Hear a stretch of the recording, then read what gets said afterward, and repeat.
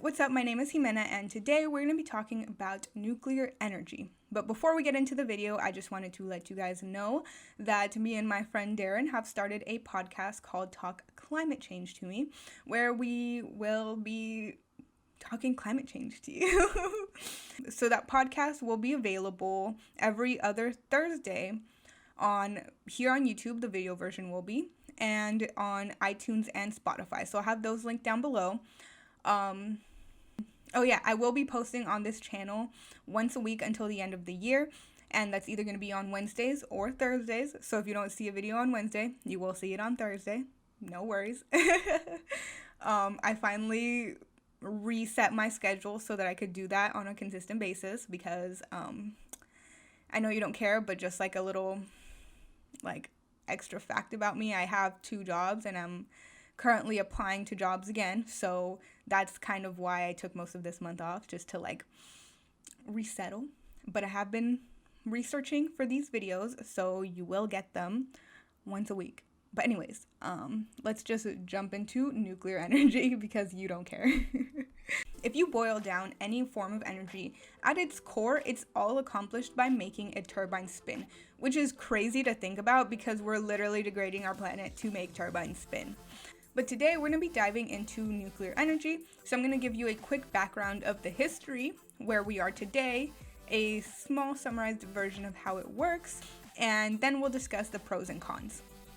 So, nuclear energy was first developed in the 1940s during the Second World War. Initially, it was being studied to create bombs, but that changed in the 50s when the attention shifted to nuclear fission as a form of energy generation, and the first commercial nuclear power stations opened for business. Present-day nuclear energy provides 10% of the world's electricity from about 450 power reactors in 30 countries worldwide, and about 50 more reactors are currently under construction. In 2018, plants supplied 2,563 terawatt-hours of electricity, which was a slight increase from 2017, when they produced 2,503 terawatt-hours, making it the 6th consecutive year that global nuclear generation has risen. So, it has been made clear that we need new forms of generating energy so we can move away from using fossil fuels, and nuclear energy is currently the second largest source of low carbon power, hydroelectric being the first, of which we won't talk about today, but definitely has its own pros and cons list, and if you want, I can make a whole video on that as well, but today we're talking about nuclear energy. There is a lot of debate around it because many scientists believe we need to switch to nuclear if we're going to make an actual move away from fossil fuels, because despite the mounds of support for a shift away from fossil fuels, in 2017, 65% of our energy was still being generated by fossil fuels, and it's remained virtually the same for the past 10 years. So if we really want to move away from fossil fuels, we need to stop talking and start acting.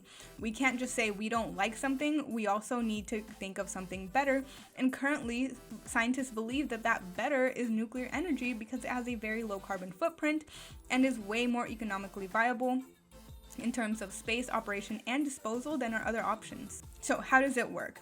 Well, nuclear energy is generated primarily in one of 2 ways. The first of which is through steam generation, which is produced by boiling water with thermal energy from a fission reaction. You then convert that to kinetic energy by spinning that turbine, which produces the electric current.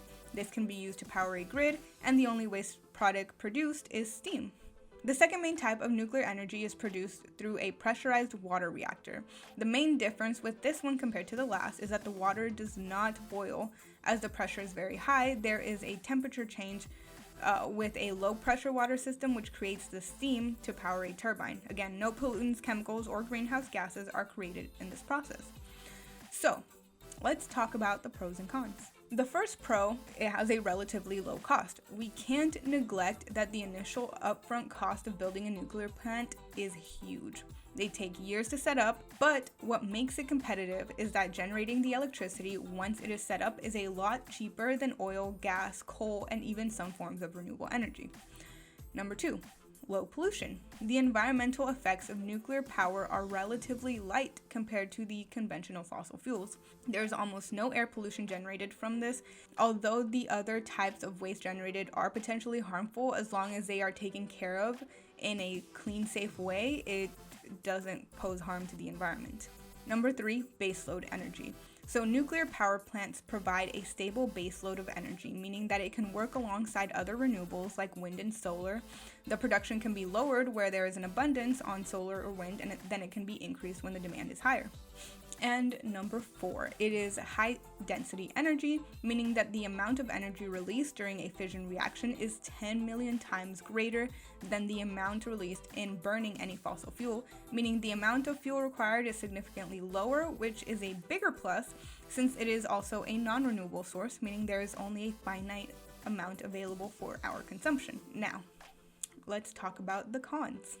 Number 1, waste. So, when the uranium has finished splitting, the byproduct is radioactive.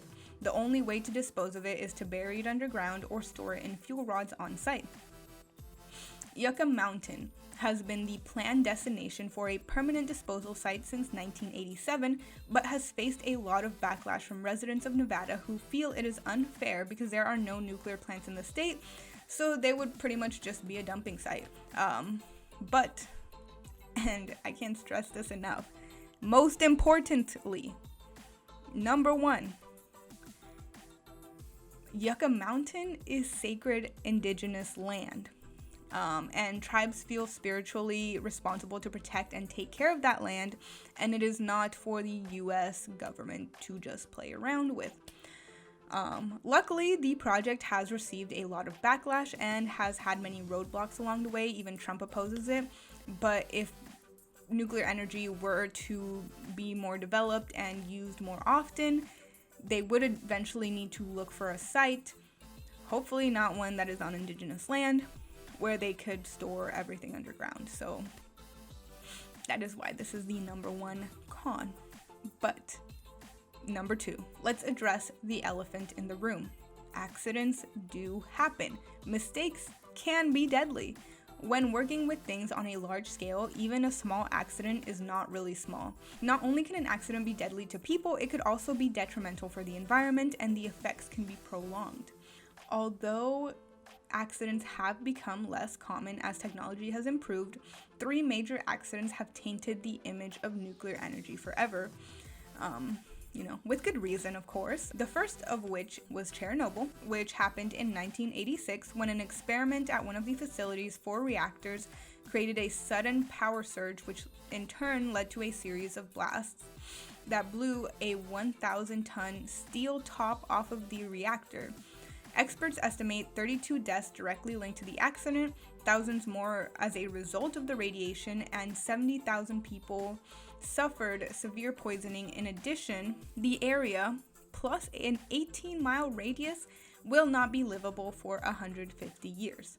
This impacted 150,000 people who permanently had to relocate as a result of the explosion. 3 Mile Island, though, is the most serious nuclear accident to happen in US history. This happened in 1976 when a pressure valve in one of the reactors failed to close, allowing cool water contaminated with radiation to drain into adjoining buildings. Control room operators made critical errors as they struggled to contain the crisis, and by early morning, the core had heated to over 4,000 degrees, just 1,000 degrees short of a meltdown.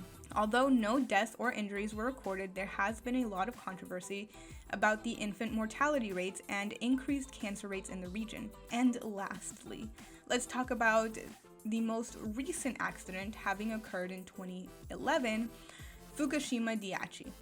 So, this was a result of Japan being struck by a magnitude 9 earthquake, causing a large tsunami with waves measured at 15 meters.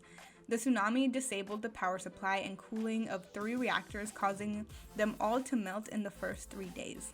Luckily, no deaths or radiation sickness were reported directly from the nuclear accident, but over 1,000 deaths were attributed to the evacuation order. Now, these 3 accidents are not the only accidents to ever occur, but they are some of the worst and also best known. We can't just continue to talk about how much we hate fossil fuels and not come up with a solution to replace them.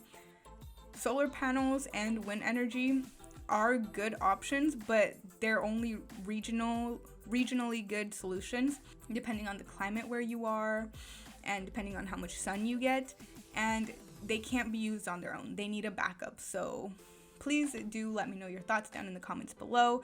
Don't forget to subscribe and give this video a thumbs up if you enjoyed it, and check out our podcast, Talk Climate Change to Me, here on YouTube, iTunes, or Spotify. And yeah, don't forget to hug a tree, and I'll see you guys next time. Bye.